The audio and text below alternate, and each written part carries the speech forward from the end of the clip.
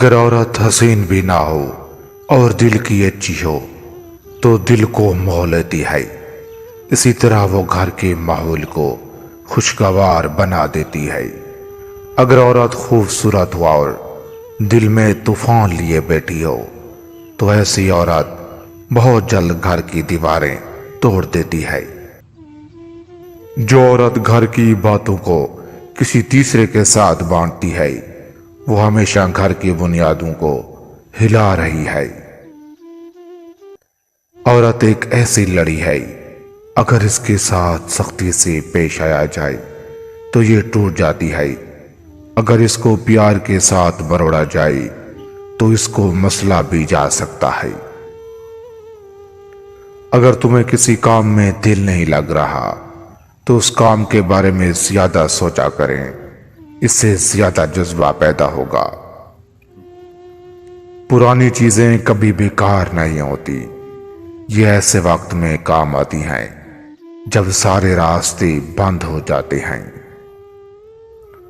بہترین انسان وہ ہے جو کسی کے ساتھ احسان کرے اور احسان کو ایسے بھول جائے جیسے سمندر کی تہہ میں پتھر۔ اگر زندگی میں خوشی رہنا چاہتے ہو تو اپنے سے کمتر لوگوں کو مد نظر رکھو اور اپنے سے بلند بالا کو نظر انداز کرو۔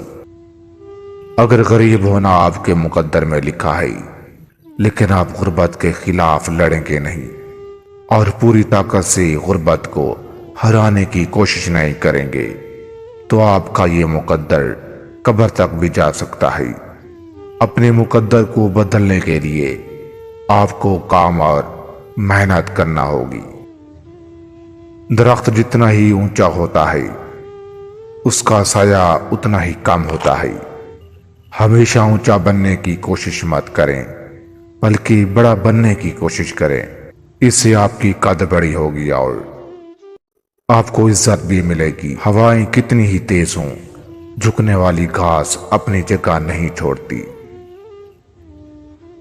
کسی کو پا لینا مشکل نہیں، مشکل یہ ہے کہ اگر کسی کو پا کر اس کو پوری زندگی اپنے ساتھ رکھنا اور اس کو ایسی عزت دینا جیسا کہ پانے سے پہلے اس کو عزت دی تھی۔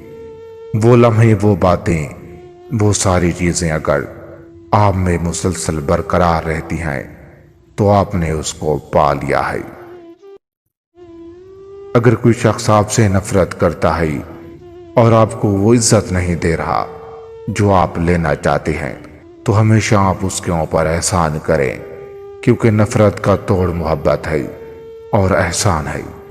اگر آپ اس کے اوپر کوئی احسان کریں گے اس سے آپ کے لیے اس کے دل میں نرمی پیدا ہوگی اور آہستہ آہستہ وہ آپ کی محبت اس کے دل میں گھر کرتی جائے گی اور وہ آپ کی عزت کرنے لگے۔